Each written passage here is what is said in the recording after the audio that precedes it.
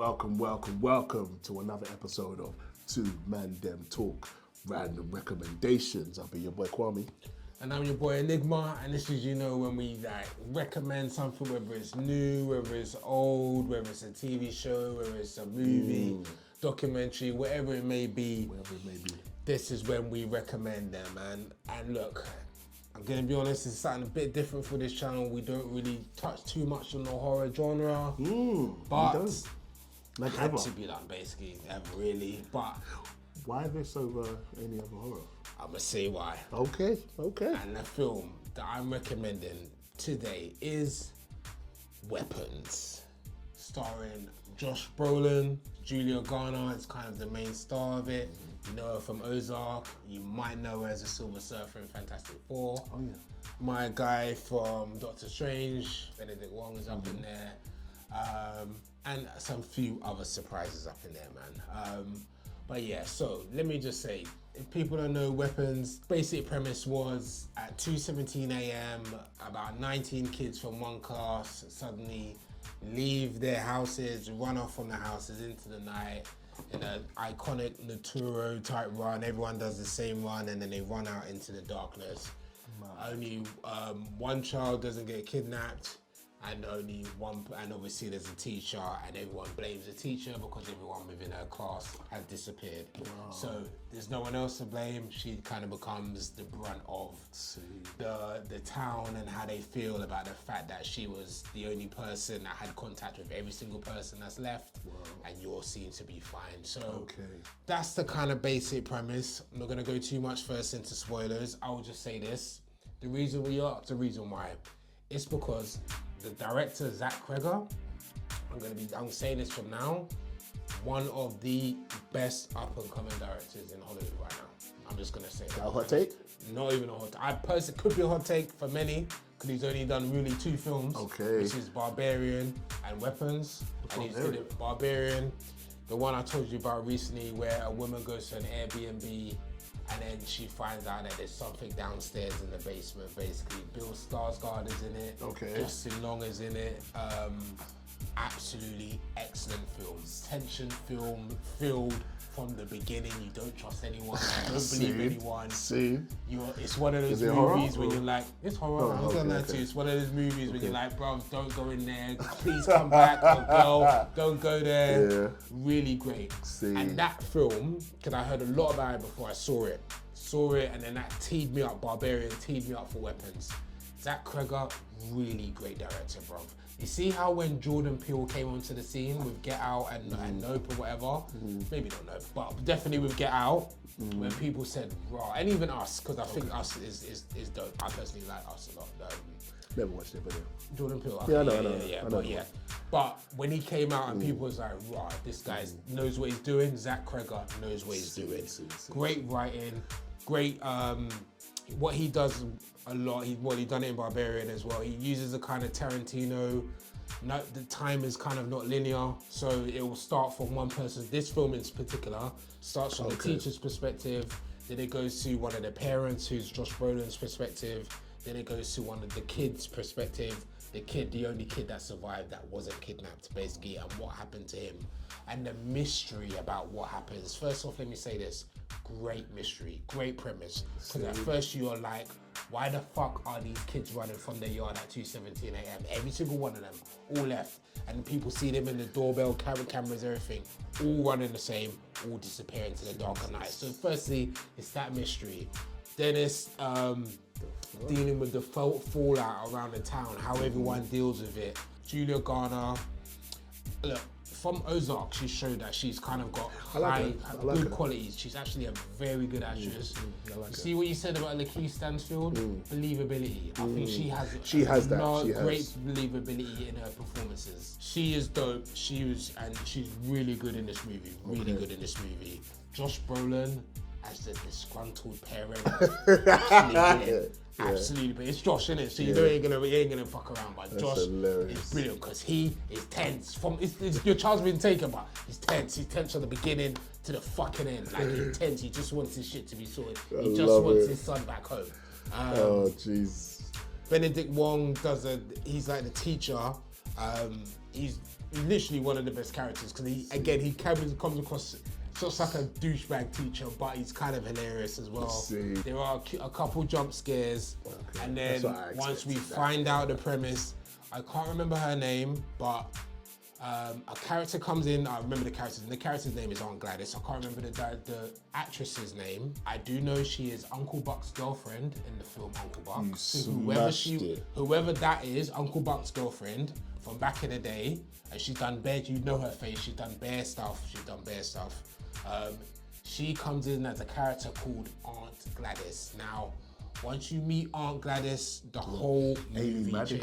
There you go. Okay. The whole movie changes. I'm halfway through now, so I can say it. Aunt Gladys, spoilers, whatever.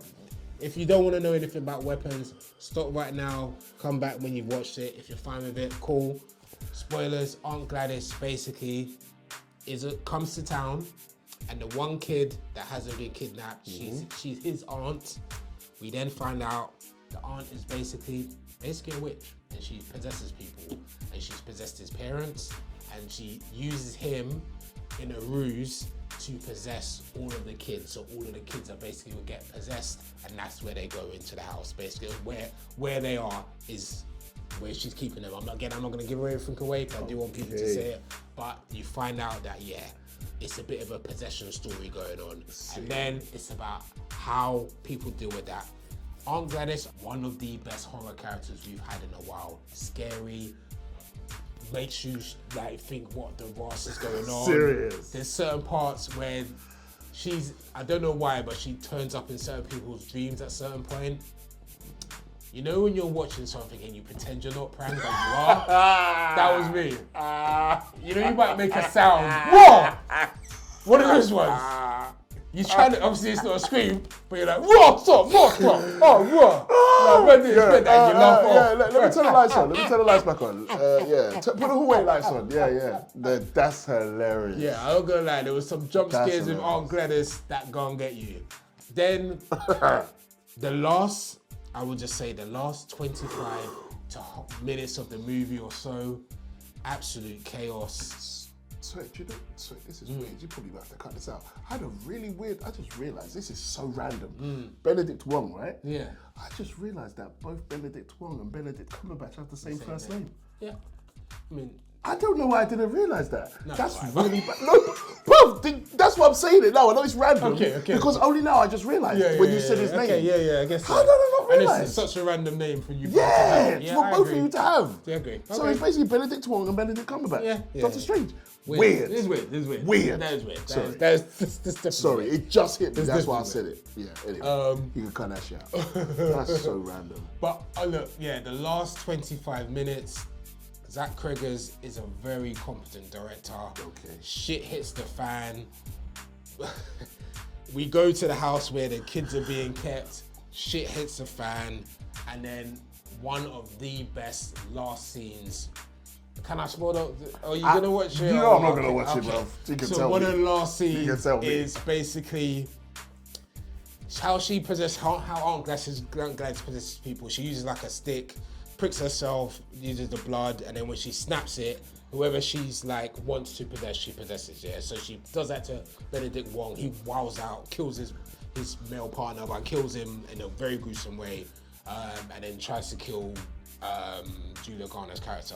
Is that in the petrol station? Yeah. You see, man, when he's running and all of that. Yeah. That shit literally, and it's as crazy as it seems in the movie. That shit looks but what happens is, the twist is, Alex, the kid, manages to, because Aunt Gladys teaches him the possession thing without him really knowing, because she's kind of she proves to him, I can control your parents, does it, then his mum and dad get a fork. And then Alex, stop. What? And then the Aunt Gladys is basically and then they put the fork down. So she shows you that you can control anyone. Shit. At one point, everything's wilding out. His parents are coming to kill him because they've been possessed, and Aunt Gladys is sending him after Alex. Alex manages to get the kids to be switch and see Aunt Gladys as their main target. So she basically Aunt Gladys has always been able to control who the target is.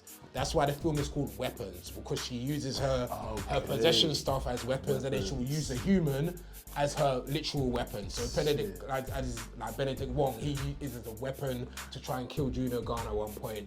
The other kids, Alex is almost a weapon to try and get the kids in. She wants all the kids to be possessed because she takes their, she is one of them life spirit, innit? Like the younger you are, the more life spirit I can get from you. She literally is a witch. Wow. Literally is a witch. So then Alex gets the kids to become weaponized and switch on Aunt Gladys. Bruv, scene is hilarious. She's running through houses, kids busting through windows like super, because they can't be stopped in it. Busting through windows like superheroes. Like there's a family there, move out the way, but like while and then they catch Aunt Gladys, rip her to shreds, bruv. Rip her to shreds, bite her, eat her, pull her whole body up. Yeah, it's nasty as hell. What the Niggas hell? is whack.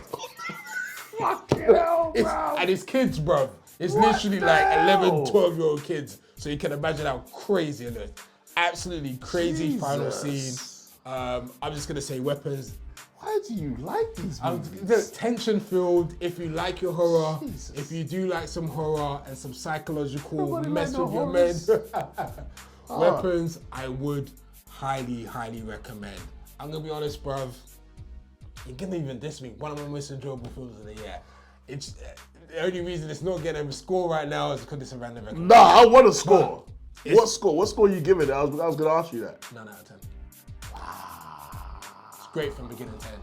It's great from beginning to end. I'm not joking. Great performances, great story, great plot, great pacing, great use of non-linear storytelling, great different perspectives of the characters. Very, very clever, bro. Can I say that I did not know this about him, that he loved horrors this much? I didn't know he loved horrors this much. Certain movies you have to, genre or not, if a movie's good, a movie's good. I get that, but just not horrors. I was surprised. That's crazy. Yeah. Wow. That's my recommendation, people. Damn. I know he won't be watching it, but I'm hoping one of you guys at least, please try and check out Weapons if you haven't already.